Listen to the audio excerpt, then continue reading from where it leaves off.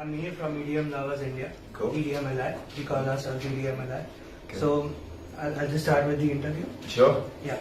So the moniker Kashmir is derived from the Indian state of Jammu and Kashmir. Yeah. But we heard that from your many visits here in India, you've never really been there. Yeah, So, that's true. Are you planning of going there anytime in the future? Yeah. Well, the truth is, I don't have a plan to play there. Mm-hmm. It's something that I talked about with the people from Sunburn. Okay. We were after the show this year. Everyone was so excited, and we said, "Whoa, what about Kashmir?" But as far as I know, a lot of our energy went to doing this tour. So I'm not sure when that plan could happen. I would like to visit, just personally. I meant to go there with my Dadaji, but some things came up and we had to reschedule, and since then it hasn't been rescheduled. So I only have the stories to go by. You have an ancestral property or anywhere you'd like to visit there? I have family in Jammu. And maybe even in Ladakh also. I don't think I have much family in Kashmir anymore. And in fact, before my grandma passed away, one of the things that they mentioned was that she went back to visit her old school, and it was like just rocks now. It was just like rubble because so much has been destroyed. Yeah. So we heard you also have a stake in Uber Facts, and the founder Chris Sanchez is a friend of yours. Yeah, that's true. Yeah, I worked. He's a friend of mine, and we worked together to develop the app, and it was a really big success for us. It was the #1 entertainment app in the United States, and it was I think in the UK it was like #1 or not something overall. In Canada, it really did well. It really did well for us, and we're actually, funny you bring it up, we got a new developer, and we've created a whole new version of it, which we're really excited about. And that's I never really talk about that, but you still take active part in. Absolutely, absolutely. Wow, that's amazing. Yeah, it's amazing you find time doing all of this apart from making so much music. It can be hard. It can be hard. Some of the things are more passive, like getting people to update the app. But when it comes to creative decisions and really sitting down thinking about how it could be better, I'm often distracted with music, and Chris is probably pretty annoyed with me sometimes when it comes to that. I'd imagine, but we're friends. Aside from Uber Facts, we're just friends. Yeah. So it's kind of just like a pet project. But he does very well with Uber Facts aside from the app also. So he should be very proud, I think. You had written the storyline of the Jammu music video yourself. Yeah, that's right. Any other upcoming videos with Kashmir's imagination? I'm going to be working on a project similar to Paradise EP and similar to The Line Across the Field, where I explore different tempos and make something more conceptual.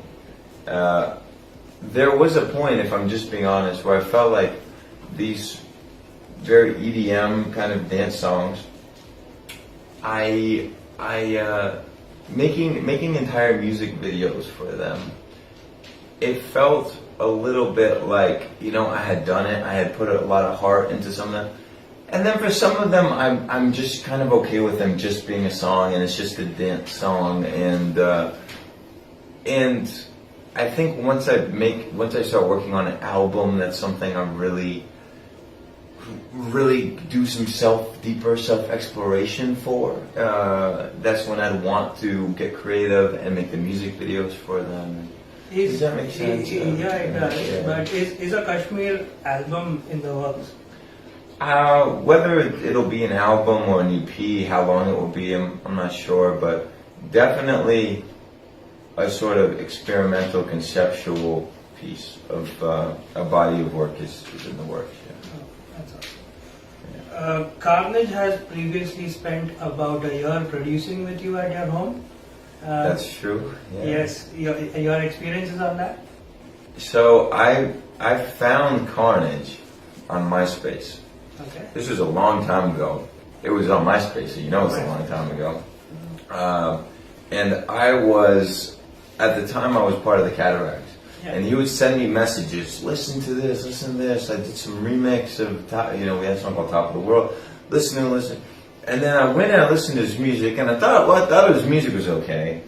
But he had these videos explaining how he was producing that I thought were so funny. I just thought he was so fun to watch and charismatic and charming. And we were performing at South by Southwest, and I asked him, would you come meet us and I'll introduce you to the guys that manage me.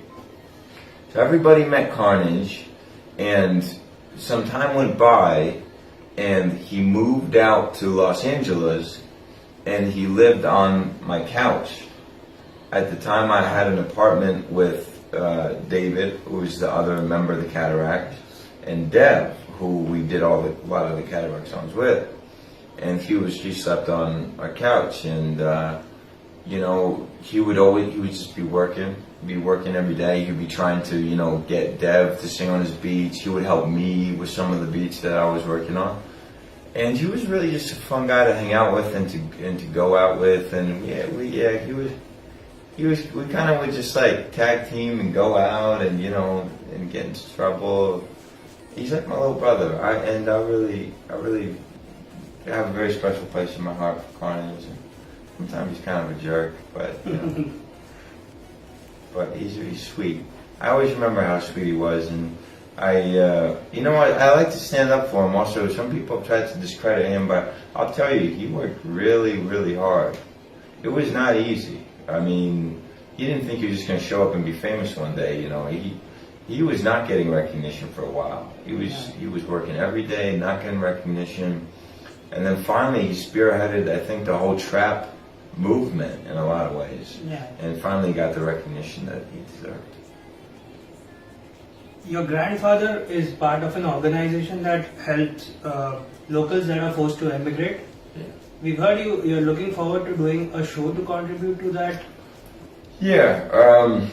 My grandpa's part of an organization that helped Hindus from Kashmir get health care, make sure that when they came to India that they didn't slip through the cracks, that they're being provided for. And he's very respected in this organization. He's been part of it for years and years. My initial impulse when trying to find a charity for Karma, for the first event, was to give the proceeds to this organization. But I didn't want to take a religious bias. And also, my Dada G recommended against that. He said you should be aware of that. That's why I worked with CRY, decided to work with CRY. But in the future, I would like to help that organization and carry on his legacy of contributing to that organization, which does good work to help Kashmiris, that are having a difficult time. This was the biggest India tour for Sanman through any artist.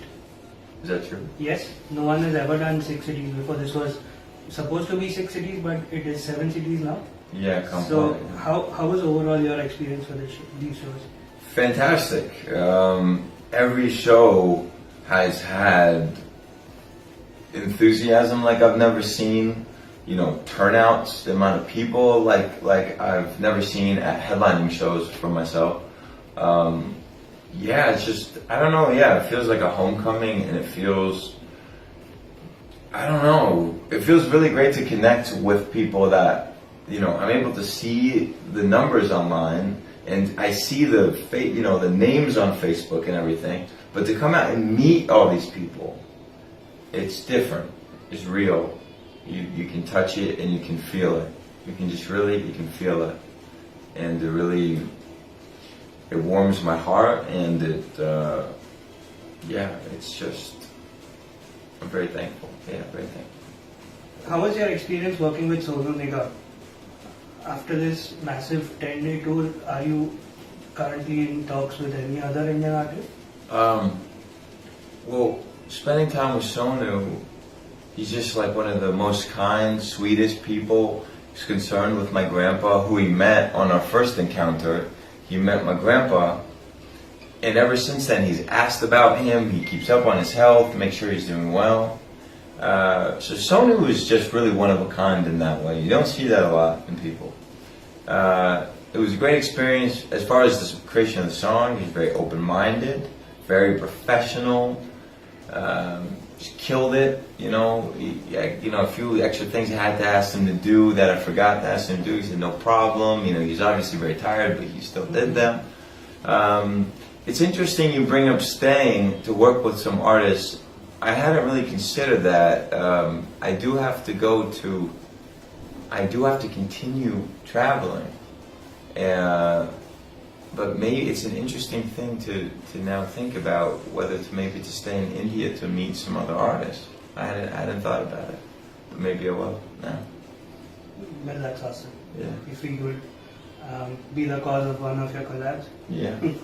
We know that you're close to Hasid Nanda. Yeah. Is a collaboration with him in the works, or maybe you taking him out to one of your shows outside India, make him part of your orchestra? Certainly possible. Certainly possible. I mean, collaboration already happened in the form of Mandala. Yeah. The song features Matika. Yeah. But it was actually put together by Matika and Hasid. Oh wow. So they both deserve credit on that one.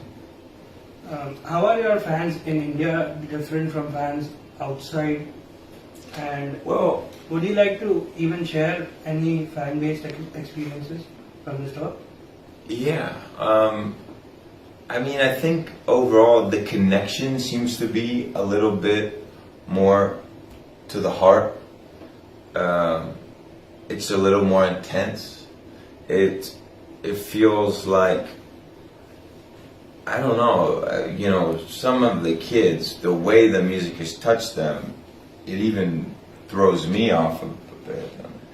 I have to ask, really, you say it got you through this hard time, and it felt like my music is the reason they started making music, or the intensity level in India of these statements gets they raise the bar a bit.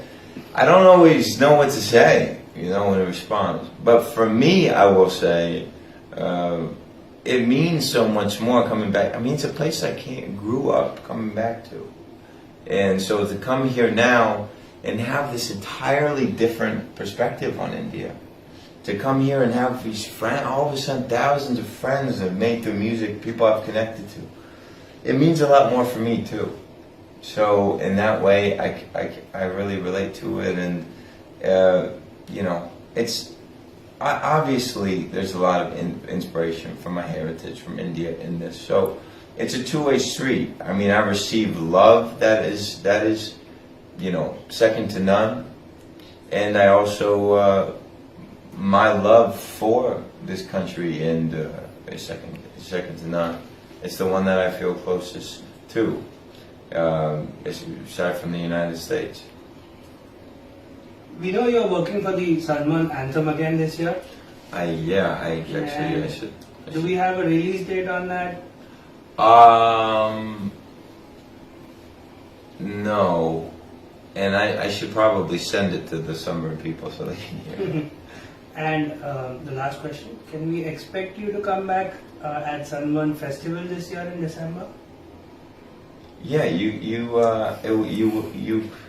could reasonably expect that. Yeah. I think you wouldn't be unreasonable to expect that.